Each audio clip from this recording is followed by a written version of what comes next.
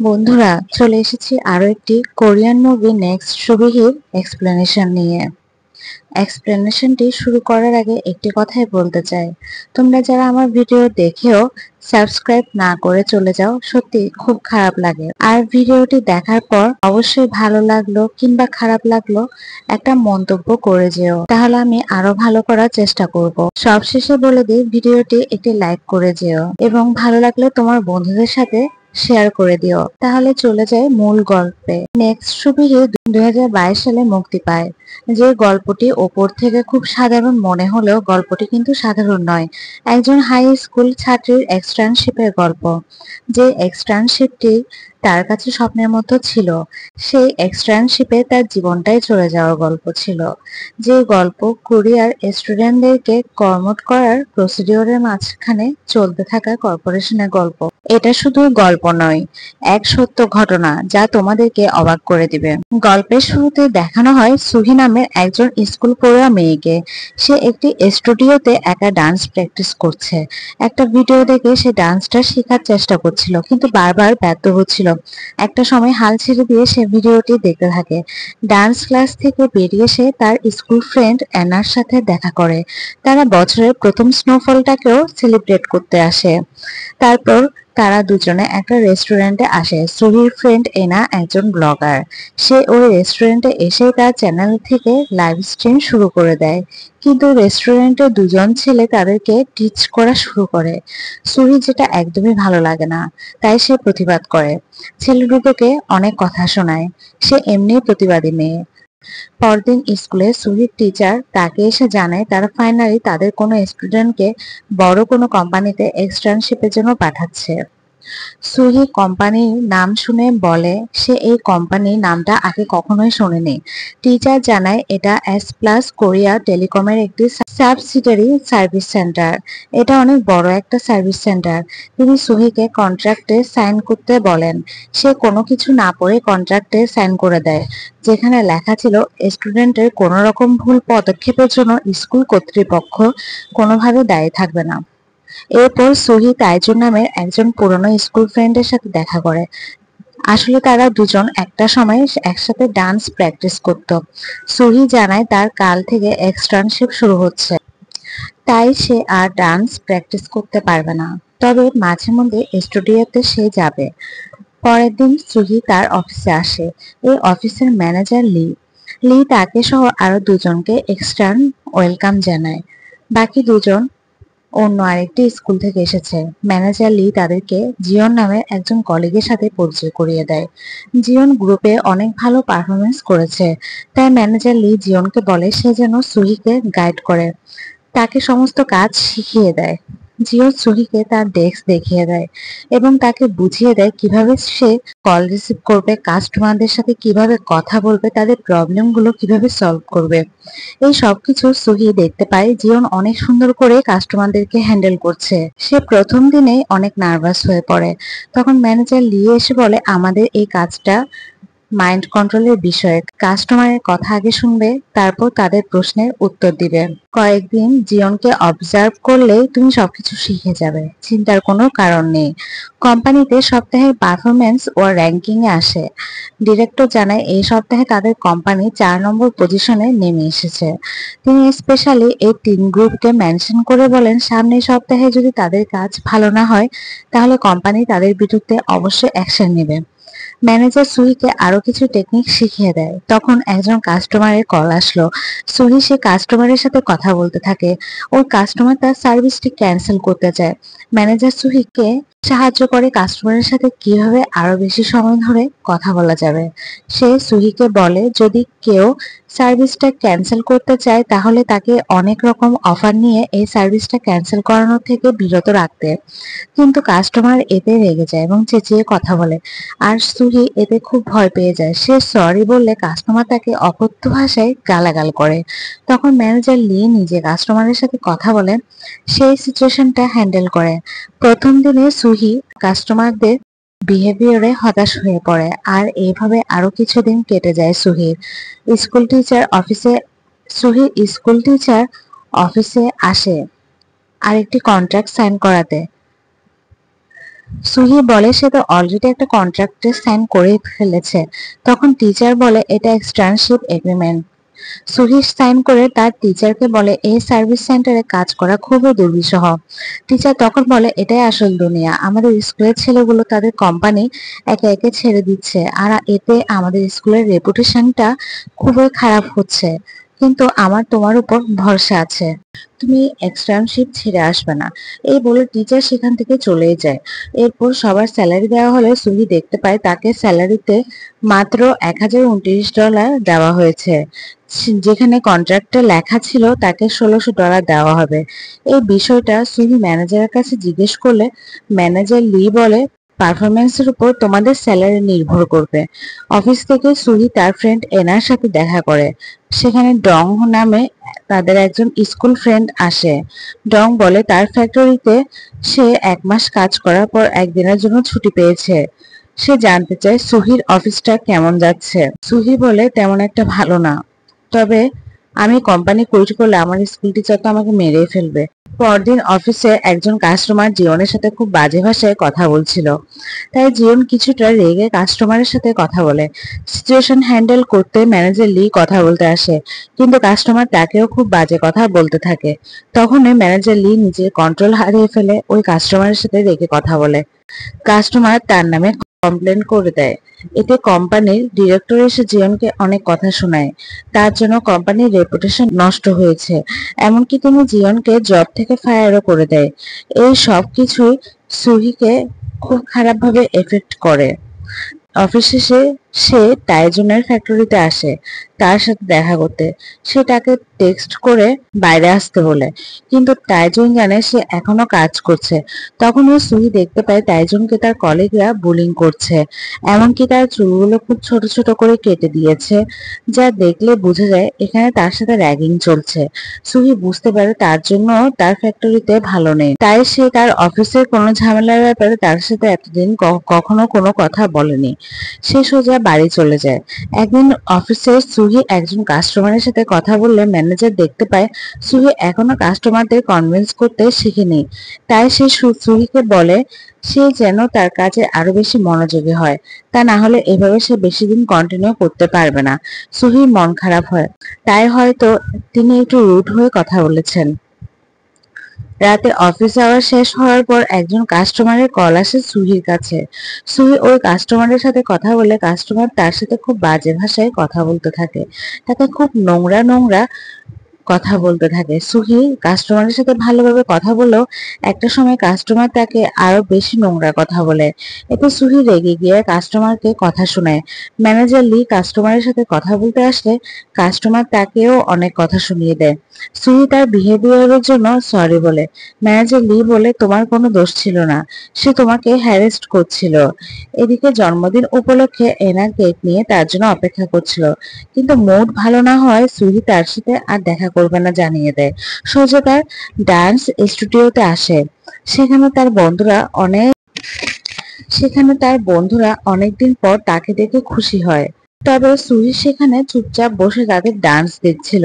কিছু সময়ের জন্য সে যেন তার সমস্ত দুঃখ, সমস্ত ফ্রাস্ট্রেশন একদম ভুলে গিয়েছিল।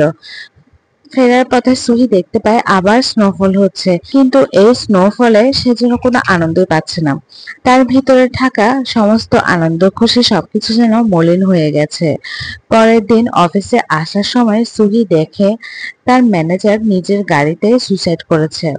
পুলিশ ডিরেক্টরকে জানায় ম্যানেজার লি তাকে অনেকগুলো মেল লিখেছিল, কিন্তু সেগুলোকে বারবার ইগনোর করেছেন। এর কারণটা কি? ডিরেক্টর লিয়ের এই ব্যাপারে যেন কোনো ইন্টারেস্টই দেখাচ্ছেন না।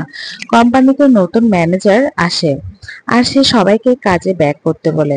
সুহি তার ম্যানেজারের মৃত্যুতে অনেকটাই শকড হয়ে যায়। অফিসের কেউ ম্যানেজার লিয়ের ফিউনারালে আসে না, কিন্তু সুহি আসে। সে দেখতে পায় ম্যানেজার লিয়ের একটা ছোট ছেলে রয়েছে।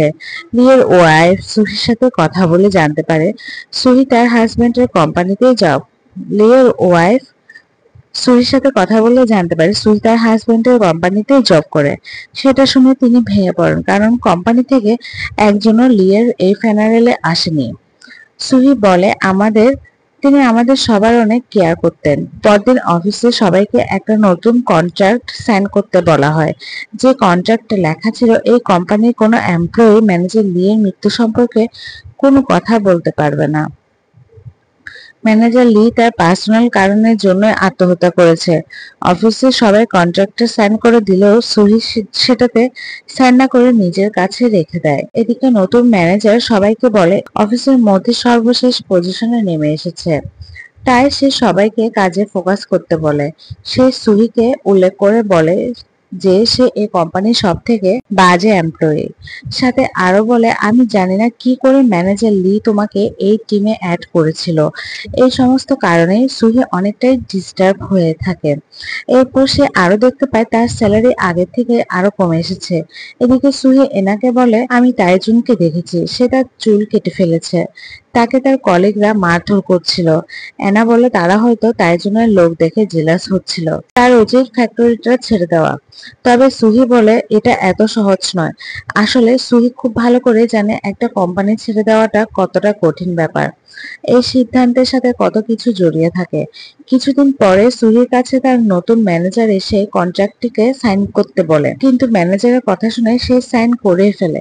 ব্রেক টাইমে সে তার কলিগদের সাথে কথা বলছিল, তখন তার একজন কলিগ বলে সে এত ওভারটাইম কেন করছে, তারা তোমাকে দিয়ে ইচ্ছা করে বেশি কাজ করাচ্ছে। সুহি বলে ম্যানেজার বলেছে আমাকে আবার ইনসেনটিভ রিটার্ন করবে।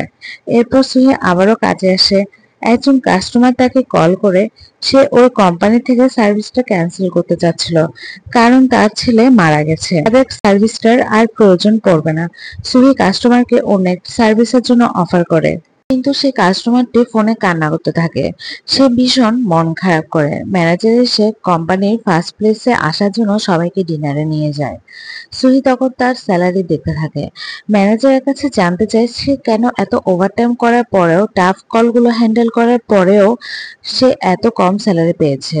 ম্যানেজার বলে তুমি এখানে এক্সটার্ন হিসেবে এসেছো, তাই তোমাকে এখানে ফুল টাইম কাজ করতে হবে, তারপরে তুমি স্যালারি পাবে। তখন সুহি বলে অন্তত ওভারটাইমের ইনসেনটিভ গুলো পে করতে।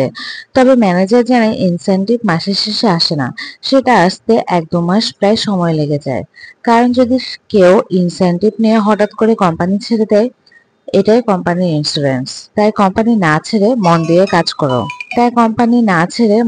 কাজ করো। এভাবেই দিনের পর দিন সুহি তার কোম্পানির প্রতি বিরক্ত হতে থাকে। পরদিন অফিসে এসে সুহি কাস্টমারের কল রিসিভ করলে একজন কাস্টমার তার ইন্টারনেটটা ক্যান্সেল করতে চায়। আসলে কোনো কাস্টমার এই সার্ভিসটা ক্যান্সেল করতে চাইলে তারা নতুন নতুন অফার দিয়ে কাস্টমারকে ধরে রাখার চেষ্টা করে।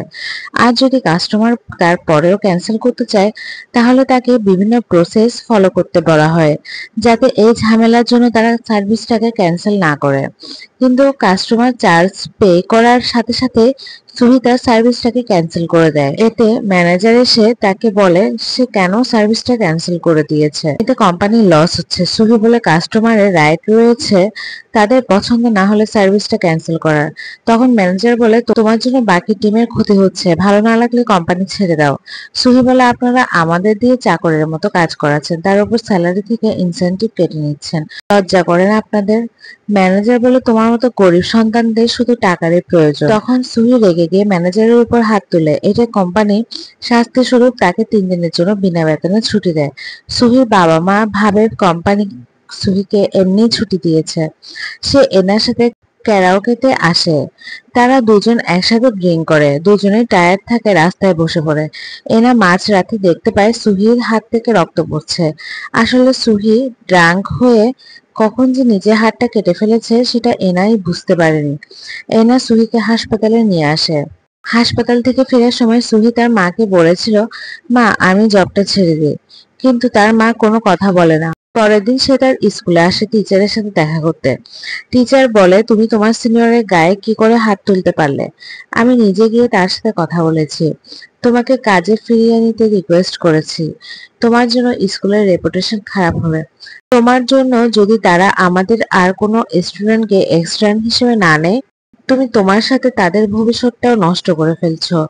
এক্সটার্নশিপ তোমার এডুকেশনের একটা অংশ, তোমাকে সেটা ভালো করে করতে হবে।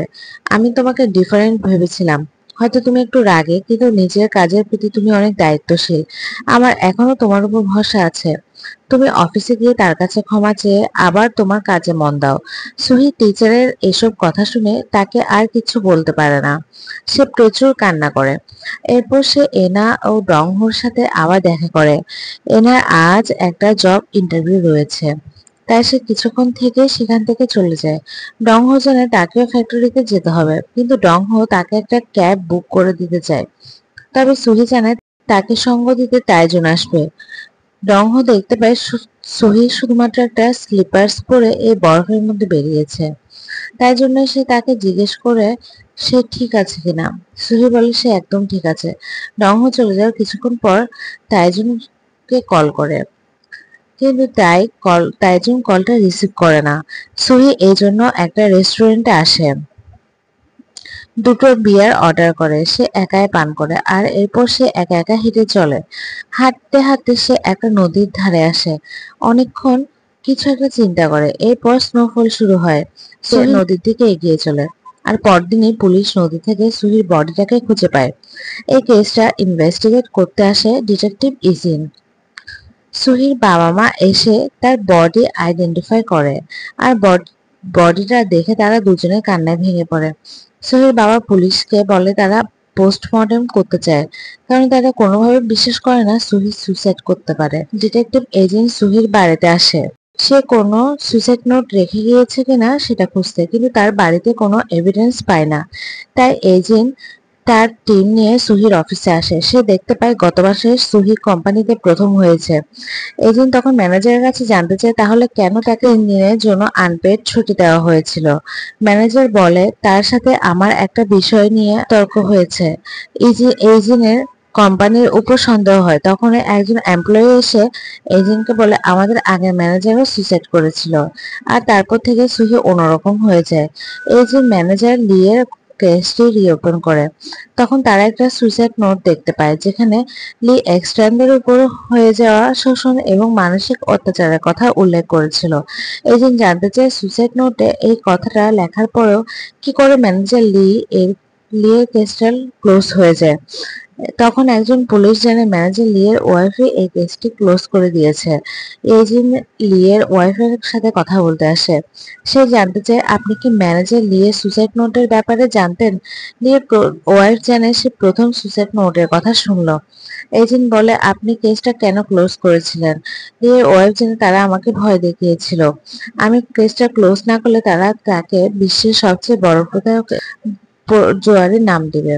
তখন এজেন্ট বলে কিন্তু যদি আপনি কেসটা না তুলে নিতেন, যদি সে ইনভেস্টিগেশন ঠিকঠাক হতো তাহলে আজ সুহি বেঁচে থাকতো। পরদিন এজেন্ট আসে ওই ডান্স স্টুডিওতে ইনভেস্টিগেট করতে, যেখানে স্টুডেন্টের কাছে জানতে চায় সুহি সম্পর্কে। তারা জানে সুহি অনেক ভালো ডান্স করতো, এমনকি তাদের মধ্যে সব থেকে ভালো ডান্স সুহি করতো। এজেন্ট জানতে চায় সুহি কেন ডান্স শিখতে চেয়েছিল। এজেন্ট জানতে চায় সুহি তাহলে কেন ডান্স শিখতে চেয়েছিল, তবে স্টুডেন্টরা এর কোনো জবাব দিতে পারে না। বলে হয়তো সে একজন ডান্স স্টার হতে চেয়েছিল।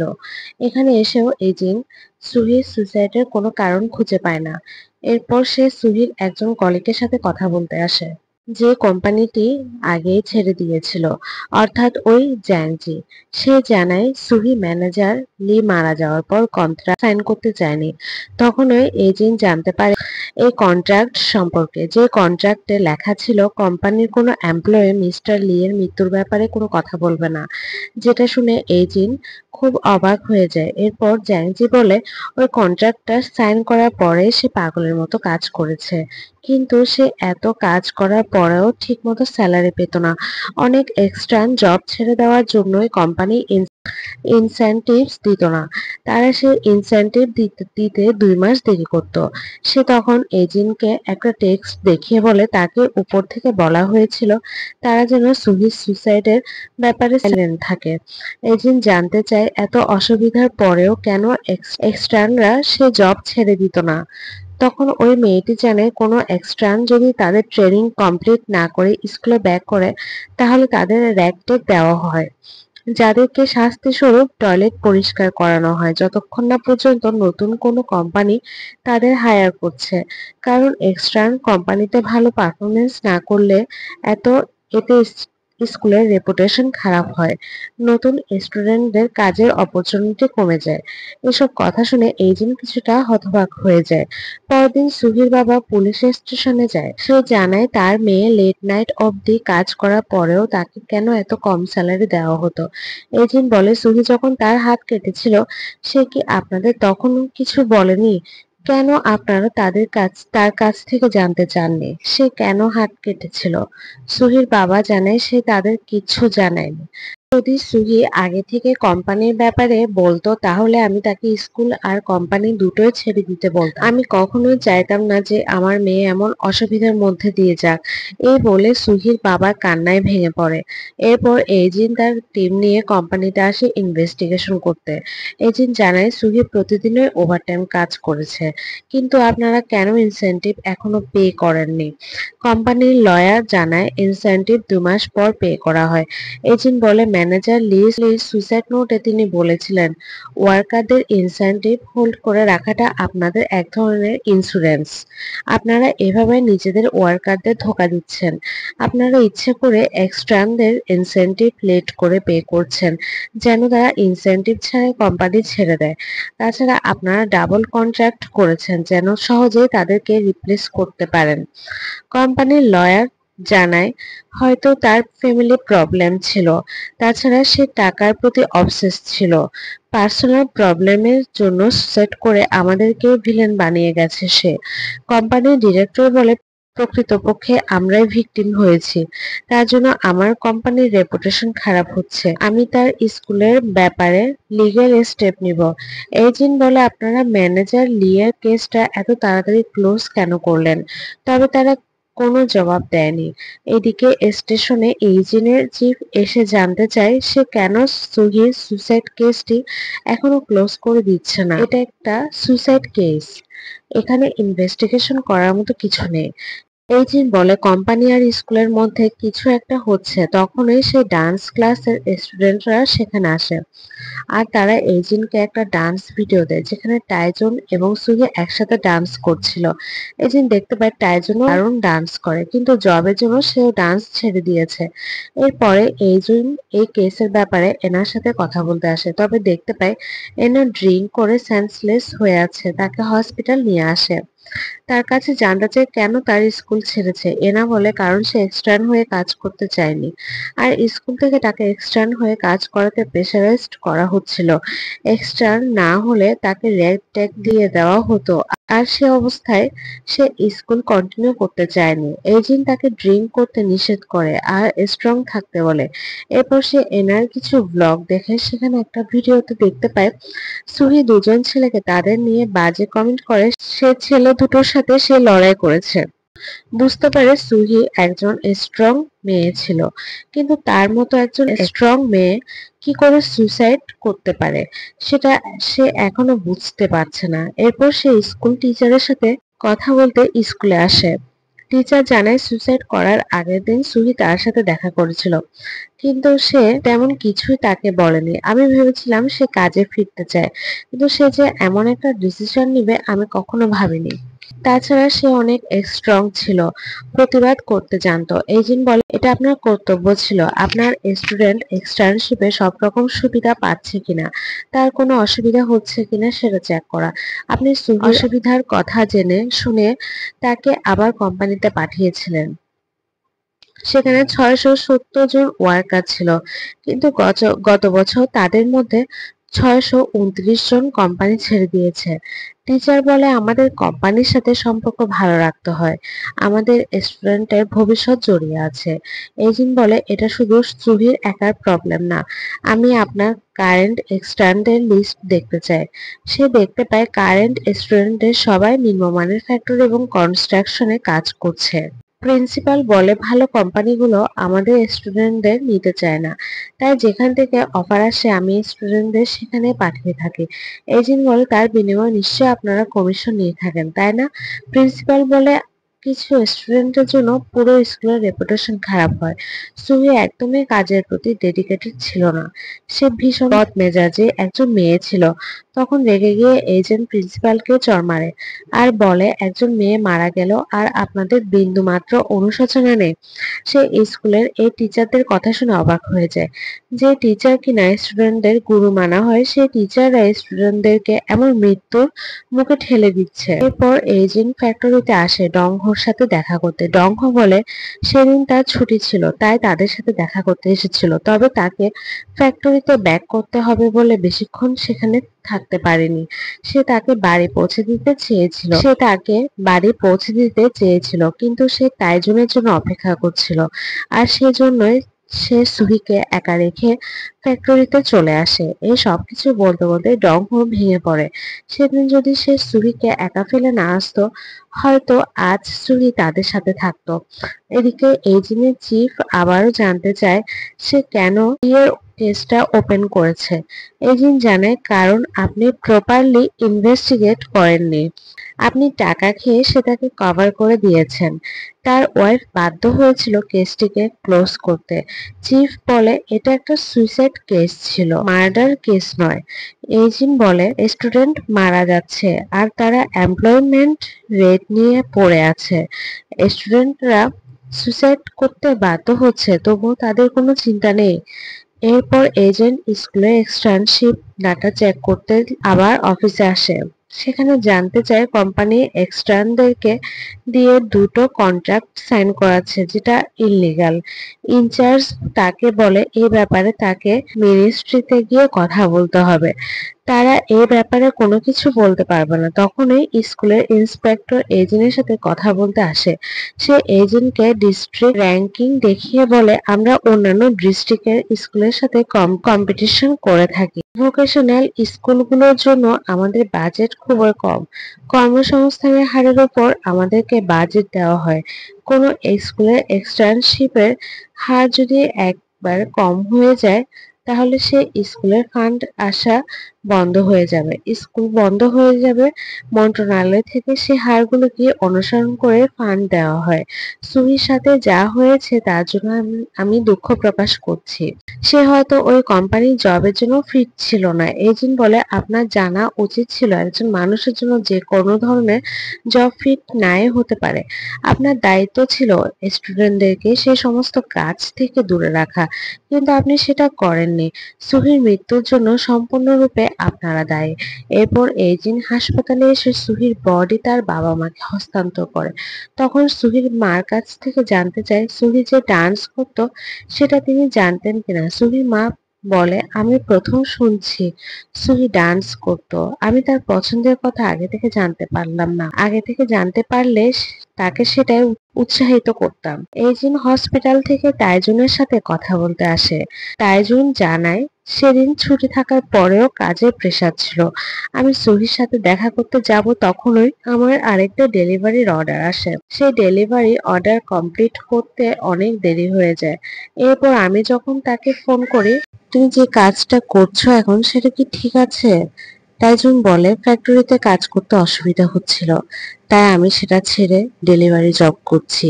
আমি কিছুদিনের মধ্যে মিলিটারিতে জয়েন করছি, তারপর এই ফ্যাক্টরিতে আর কাজ করতে হবে না। এজিম বলে, আবার কখনো অসুবিধা হলে আমাকে নিশ্চয়ই জানাবে। আমাকে তুমি যে কোনো সময় কল করতে পারো। তাইজুন তখন কান্নায় ভেঙে পড়ে। তাকে এতটা ভরসা দেওয়ার জন্য এজেন্টকে ধন্যবাদ জানায়।